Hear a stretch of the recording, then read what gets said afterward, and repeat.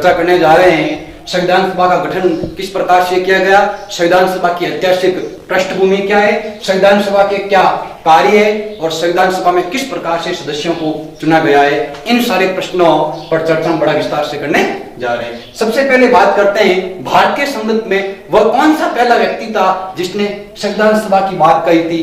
तो महात्मा गांधी ने 1922 में सबसे पहले कहा था कि भारत देश में जो संविधान बनाया जाएगा उसके लिए एक संविधान सभा होगी और उस संविधान सभा के माध्यम से भारत के संविधान का निर्माण किया जाएगा। उसके बाद में बात करते, बहुत अच्छा प्रश्न है, आपके दिमाग में भी आया होगा कि अंग्रेजों ने यह कब स्वीकार किया कि भारतीय लोगों के लिए एक संविधान बनाया जाएगा। तो अगस्त 1940 को अंग्रेजों ने भारतीयों के समक्ष एक प्रस्ताव रखा और उसमें स्पष्ट रूप से लिखा कि भारतीय लोगों के लिए एक संविधान बनाया जाएगा जिसमें मुख्यतः लोगों को शामिल किया जाएगा। तो हमारे महात्मा गांधी और कांग्रेस अन्य संगठनों का मानना था कि मुख्यतः लोगों को ही क्यों शामिल किया जाएगा। इस मुख्यतः शब्द में एनर्जी थी, इस वजह से हमने इस प्रस्ताव को ठुकरा दिया, इस प्रस्ताव को स्वीकार करने से मना कर दिया था। आगे बात करते हैं ट्रिप्स प्रस्ताव 1942 में सर स्टेफोर्ड क्रिप्स के द्वारा क्रिप्स प्रस्ताव रखा जाता है। इस ट्रिप्स प्रस्ताव में स्पष्ट रूप से उल्लेख किया गया था कि द्वितीय विश्व युद्ध की समाप्ति के बाद भारत में संविधान का निर्माण किया जाएगा। तब हमें भारतीय लोगों को इस बात से आपत्ति थी कि द्वितीय विश्व युद्ध की समाप्ति के बाद ही भारतीय लोग संविधान क्यों बनेंगे, द्वितीय विश्व युद्ध के दौरान हम संविधान क्यों नहीं बना सकते। इस वजह से हमने इस प्रस्ताव को भी ठुकरा दिया था। महात्मा गांधी ने तो इसे देवाली बहन की चेक की संख्या भी दी थी। आगे बात करते हैं और संविधान सभा के बारे में। तो बहुत अच्छा प्रश्न आ रहा है कि संविधान सभा का गठन आखिर कौन सी योजना के तहत किया गया था। तो बहुत अच्छा प्रश्न है, कैबिनेट योजना के आधार पर भारतीय संविधान सभा का गठन किया गया था। द्वितीय विश्व युद्ध की समाप्ति के बाद इंग्लैंड में नई सरकार बनी और वहां से तीन कैबिनेट मंत्रियों को हिंदुस्तान भेजा जाता है। इन तीन कैबिनेट मंत्रियों के समूह को कैबिनेट योजना या कैबिनेट मिशन कहा जाता है। तो भारत का जो संविधान है इस कैबिनेट मिशन के आधार पर भारतीय संविधान सभा का निर्माण किया गया था। तो आगे बात करते हैं कैबिनेट मिशन योजना के आधार पर उस समय कुल कितने सदस्य संविधान सभा में लिए गए थे। इससे पहले बात करते हैं इस कैबिनेट मिशन के जो तीन कैबिनेट मंत्री थे जिसमें अध्यक्ष थे सर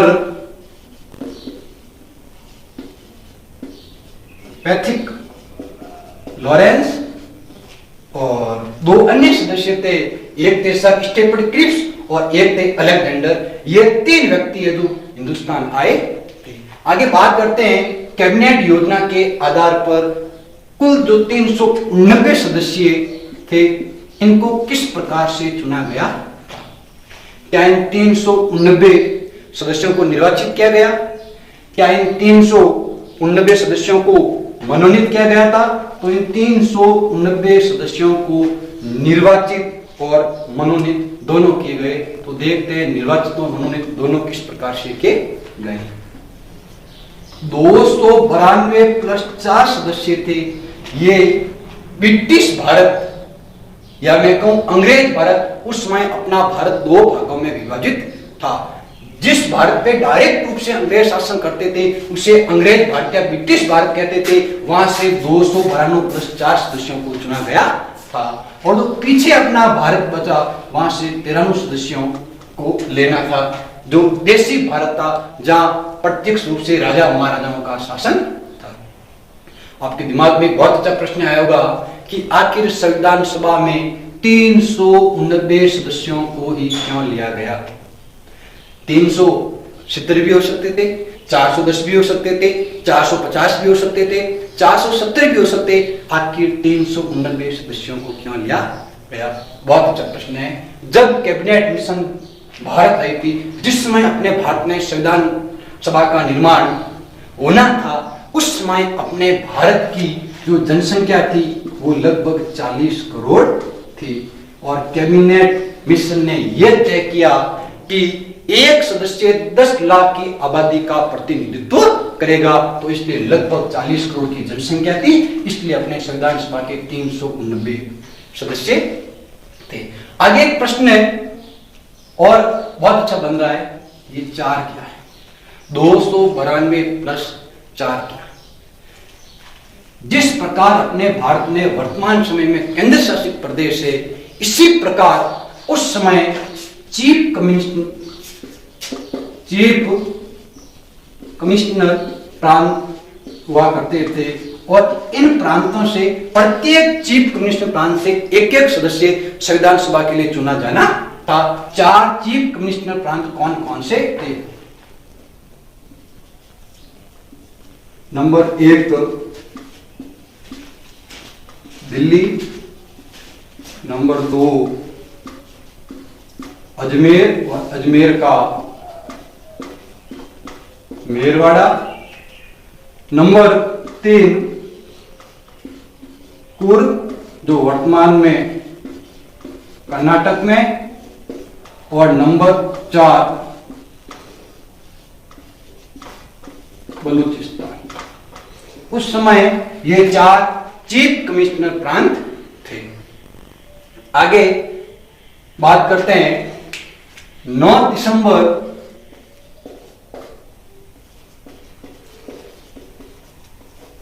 1946 को संविधान सभा की प्रथम बैठक होती है और इस बैठक के अस्थायी अध्यक्ष चुने जाते हैं डॉक्टर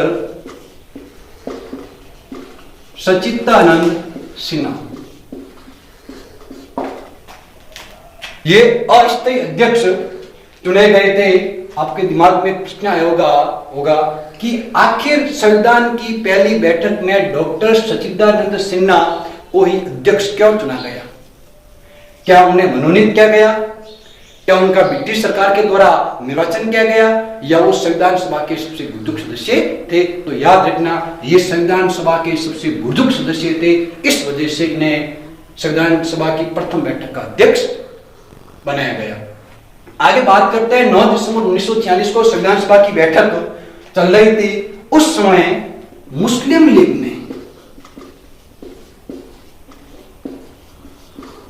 लीग ने संविधान सभा की पहली बैठक का बहिष्कार किया था। इंग्लैंड के पूर्व प्रधानमंत्री चर्चिल एक बहुत अच्छा स्टेटमेंट देते हैं कि भारत की जो संविधान सभा चल रही है उसकी ऐसी स्थिति है जैसे किसी विवाह में दुल्हन ही गई है। एक बहुत अच्छा स्टेटमेंट पूर्व प्रधानमंत्री चर्चिल देते हैं। आगे बात करते हैं संविधान सभा की जो पहली बैठक 9 दिसंबर 1946 को हुई थी, उसमें कुल कितने सदस्यों ने भाग लिया? 207 सदस्य प्रथम बैठक में भाग लेते हैं। याद रखना, इसमें महिलाओं की संख्या 9 थी। ये इजी प्रश्न आप किताबों में पढ़ते हो, इससे भी बहुत अच्छे प्रश्न बन रहे, उन प्रश्नों के बारे में चर्चा कर रहे हैं। कैबिनेट मिशन के अनुसार भारत में कुल संविधान सभा के 389 सदस्य थे, तो फिर प्रथम बैठक जो 9 दिसंबर 1946 को हुई थी, उस दिन केवल 207 सदस्य क्यों आए? इसका जवाब देना पड़ेगा कि उस दिन केवल 207 सदस्य ही क्यों आए थे। तो याद रखना, आप किताबों में पढ़ते हो नंबर 1 के पहली बैठक में मुस्लिम लीग ने बहिष्कार किया था। मुस्लिम लीग के सदस्यों की संख्या कितनी है? 73। कुल सदस्य जो कैबिनेट मिशन के अनुसार 289 और मुस्लिम लीग के 73 सदस्य उस दिन नहीं आ पाए, तो पीछे बचे 316, जबकि प्रथम बैठक में 207 सदस्य आए थे। तो संविधान सभा की प्रथम बैठक में सबसे कम सदस्य आने के 2 कारण थे। नंबर 1, मुस्लिम लीग ने इस बैठक का बहिष्कार किया था। नंबर 2, देशी रियासतें जिनकी संख्या कितनी है? 93। 9 दिसंबर 1946 की बात कर रहा हूं और अपना भारत देश 15 अगस्त 1947 को आजाद हुआ था। तो एक देशी रियासतें जिनकी संख्या 93 है, इन्होंने अपना भविष्य भी तय नहीं किया कि उन्हें भारत में रहना है या पाकिस्तान में जाना है। यदि उन्हें भारत में रहना है तो संविधान सभा में किस स्थान से उन्हें चुना जाएगा? इस वजह से जो 13 सदस्य आने थे वो नहीं आए, और भी अनेक कारण हैं जिस वजह से अन्य सदस्य नहीं आ पाए। इसलिए संविधान सभा की प्रथम बैठक में 207 सदस्य आए थे। बात करते हैं आगे। 11 दिसंबर 1946 को संविधान सभा की दूसरी बैठक हुई और इसमें डॉक्टर राजेंद्र प्रसाद को स्थायी अध्यक्ष चुन लिया गया था। इससे आगे और अच्छे प्रश्नों की बात करते हैं संविधान सभा के संदर्भ में। तो 13 दिसंबर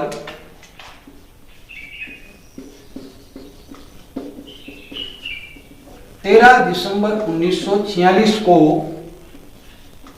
पंडित जवाहरलाल नेहरू अपना उद्देश्य प्रस्ताव संविधान सभा के समक्ष रखते हैं। उद्देश्य प्रस्ताव क्या था? वर्तमान में जो संविधान की प्रस्तावना है उस प्रस्तावना का आधार उद्देश्य प्रस्ताव था। तो बहुत अच्छा प्रश्न बन रहा है कि भारतीय संविधान की प्रस्तावना का आधार क्या है?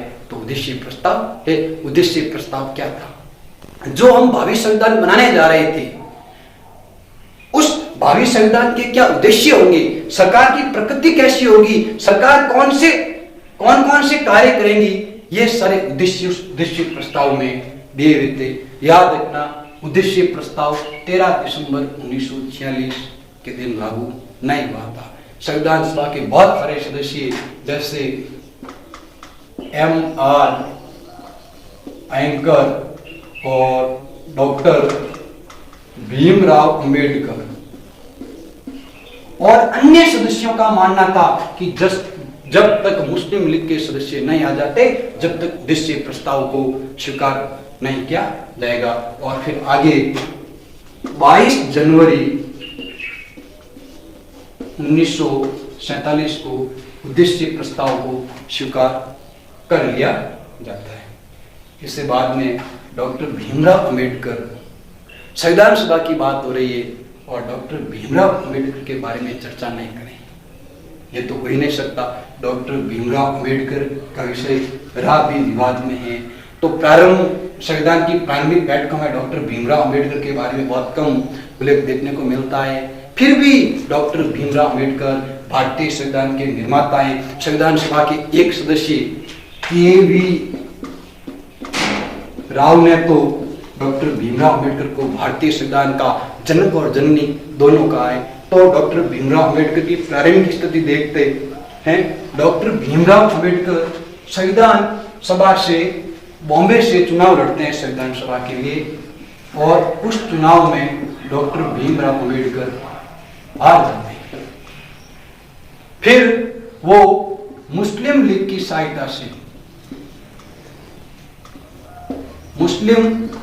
सहायता से बंगाल से चुनाव लड़ते हैं और जीत जाते हैं, संविधान सभा के सदस्य बनते हैं। जैसे जैसे अगस्त 1947 नजदीक आएगा वैसे वैसे विभाजन की तस्वीर साफ हो जाएगी और डॉक्टर भीमराव अंबेडकर बंगाल के जिस क्षेत्र से चुनाव जीत के आते हैं वो था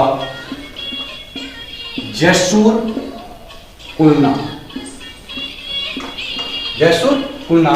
इस क्षेत्र से डॉक्टर भीमराव अंबेडकर बंगाल के जिस क्षेत्र से चुनाव जीत के आते हैं वो था जैसुर कुलना, और विभाजन के बाद ये क्षेत्र पूर्वी पाकिस्तान में चला गया था।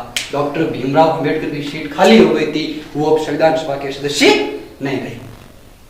जैसे ही अपने भारतीय संविधान के संवैधानिक सलाहकार सर B.N. राव को जानकारी होती है कि डॉक्टर भीमराव अंबेडकर संविधान सभा के सदस्य नहीं, वो डॉक्टर राजेंद्र प्रसाद से बात करते हैं और उन्हें कहते हैं कि भारतीय संविधान के निर्माण के लिए डॉक्टर भीमराव अंबेडकर का योगदान होना बहुत ही जरूरी है। और उस समय डॉक्टर राजेंद्र प्रसाद बॉम्बे के तत्कालीन प्रधानमंत्री बीजी खैर को एक पत्र लिखते हैं और डॉक्टर भीमराव अंबेडकर के लिए बॉम्बे से सीट खाली करवाते हैं। M.R. जयकर बॉम्बे से अपना इस्तीफा देते हैं और डॉक्टर भीमराव अंबेडकर बॉम्बे से संविधान सभा के सदस्य चुने जाते हैं। डॉक्टर भीमराव अंबेडकर के बारे में बात करें और यदि प्रारूप समिति के बारे में बात नहीं करें तो ये हो नहीं सकता है। बात करते हैं प्रारूप समिति के बारे में। Sir BN. राव, इन्होंने भारतीय संविधान का प्रारूप तैयार किया था। ये भारतीय संविधान से इतने जुड़े हुए थे, हमें ऐसा लग रहा होगा कि ये भारतीय संविधान सभा के सदस्य थे, पर ये भारतीय संविधान सभा के सदस्य नहीं थे। इन्होंने अपनी सेवाएं निःशुल्क दी थी। ये संविधान के इतने अच्छे जानकार थे, इन्होंने बर्मा के संविधान को बनाने में भी महत्वपूर्ण योगदान दिया था।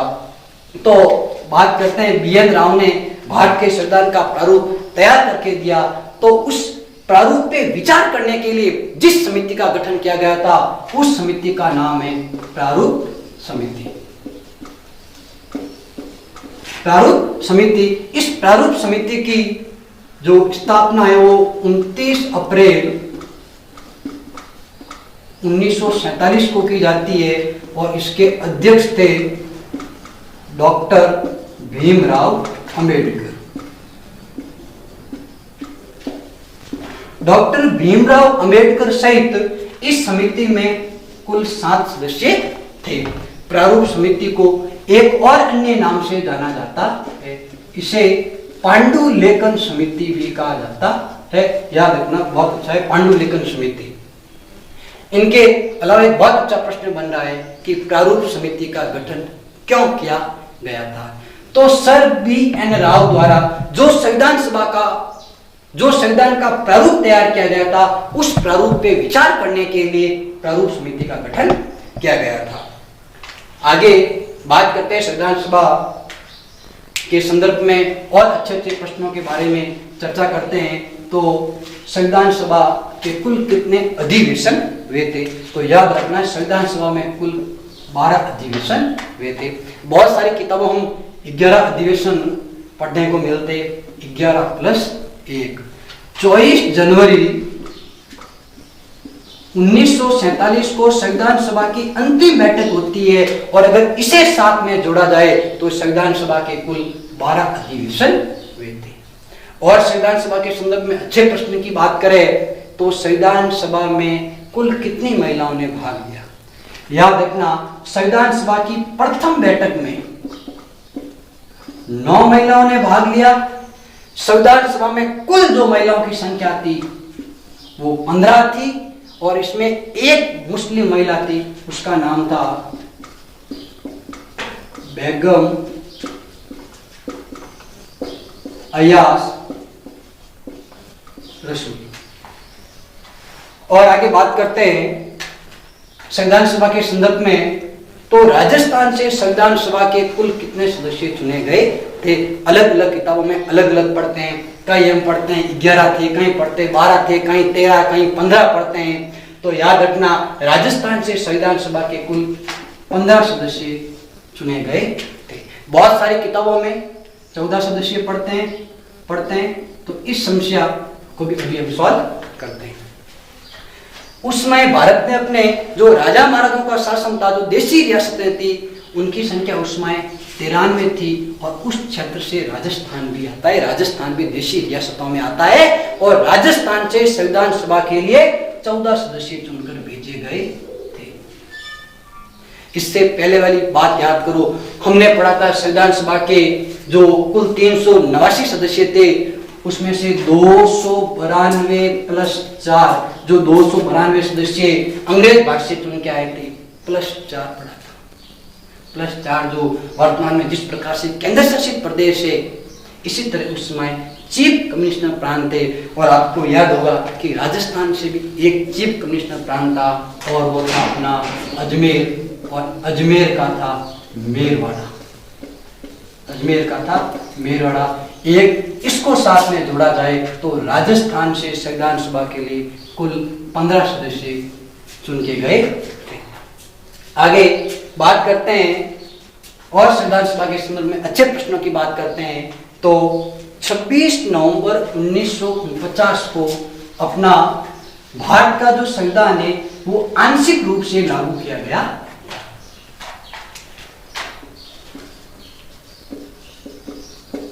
आंशिक रूप से लागू किया गया 1949 में। 26 नवंबर 1949 को बनके तैयार हो गया था। इसे आंशिक रूप से लागू किया गया था। इस दिन कितने अनुच्छेदों को लागू किया गया था? याद रखना, इस दिन 16 अनुच्छेदों को लागू किया गया था। कहीं पर हम 15 अनुच्छेद भी पढ़ते हैं।